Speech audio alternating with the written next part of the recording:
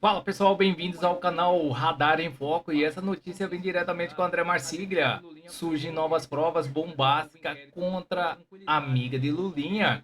Fiquem até o final para entender tudo com clareza e vamos deixando os créditos na plataforma para o André Marsiglia. E não se esqueça de deixar o seu comentário e de dizer de qual cidade você vê essa matéria, para que possamos saber até onde está chegando a nossa audiência. E já se inscreve, ativa o sininho e compartilha esse vídeo para que chegue a mais pessoas. Sem mais enrolações, vamos à matéria.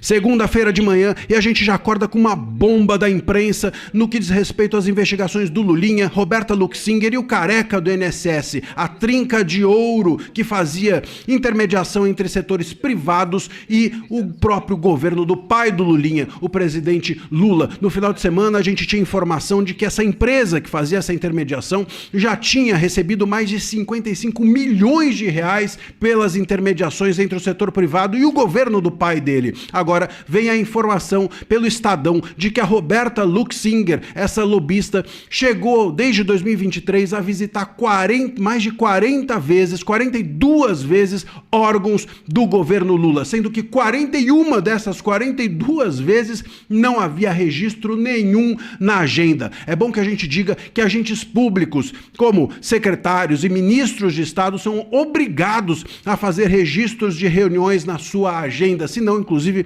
podem ser implicados em crime de responsabilidade por descumprirem a transparência que o artigo 37 exige da gestão pública. O gabinete mais visitado pela Roberta Luxinger foi o de Wellington Dias, do Desenvolvimento Social. Foram 17 vezes que ela visitou o Wellington Dias. Em 9 de março de 2023, ela chegou a levar presentes ao ministro. Levou bombons suíços e uma edição de Colecionador do Alquimista, autografada por Paulo Coelho, o que mostra que eles também não tinham bom gosto literário. O ponto é que a reunião não estava na agenda, mas foi fotografada pelo cerimonial do Ministério, ou seja, o cerimonial do Ministério entregou, mesmo que a agenda não constasse essa reunião. Em 30 de março ela volta e 5 dias depois a pasta do ministro assina com ela um contrato de 31 milhões de reais. Em abril de 2024, ela entra de novo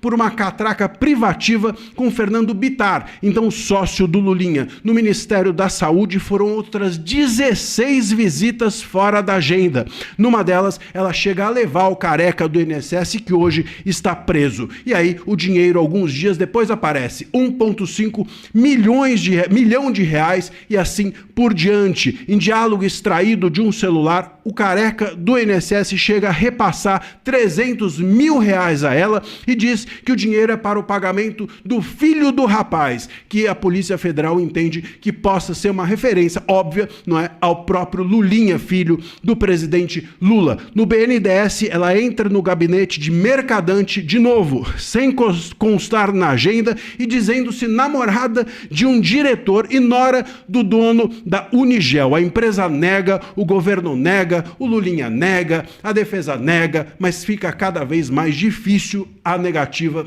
desse tipo de situação esquisitíssima que envolve esse trio que tem como seu principal elemento o próprio Lulinha, que é filho do presidente Lula. A gente já falou isso aqui no canal, mas eu volto a dizer. Você tem a possibilidade de estar diante de dois crimes. O de promessa, que é o que a gente chama de tráfico de influência, que é o que esse trio provavelmente fazia com o setor privado. Olha, eu te prometo uma vantagem aqui dentro do governo porque eu, tenho acesso. Essa promessa chama-se tráfico de influência e é crime, independente do resultado do contrato. E tem um outro possível crime aqui que precisa ser investigado, que é o de corrupção passiva. Se essas autoridades com as quais esse trio negociou recebeu algum tipo de dinheiro, isso é corrupção passiva. Então é preciso agora quebrar o sigilo de todo mundo. É preciso se investigar não apenas esse trio, mas essas autoridades que receberam essas pessoas, que receberam esse trio, para ver se elas também não receberam dinheiro. E se receberam, se isso não chega até mesmo a gabinetes mais graúdos do próprio executivo do governo Lula.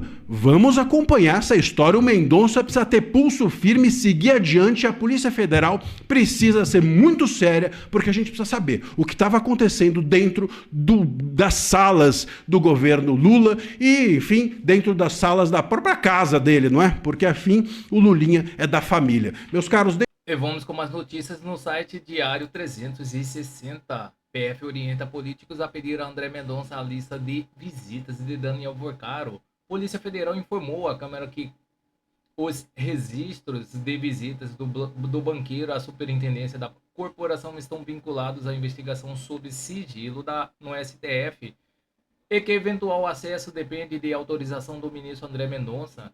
A Polícia Federal informou oficialmente à Câmara dos Deputados que os parlamentares interessados em obter a lista de visitas recebidas pelo banqueiro Daniel Vorcaro na superintendência da corporação em Brasília devem encaminhar o pedido diretamente ao ministro André Mendonça, do Supremo Tribunal Federal.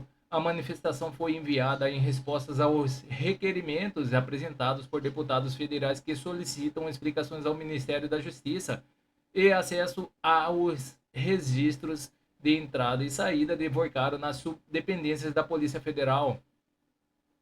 Segundo a Polícia Federal, os registros estão relacionados às investigações do chamado caso Master, que tramitam sob sigilo de justiça no STF e tem o ministro André Mendonça como relator. A corporação explicou que não realizou qualquer classificação extraordinária de sigilo sobre os documentos por motivos políticos ou administrativos.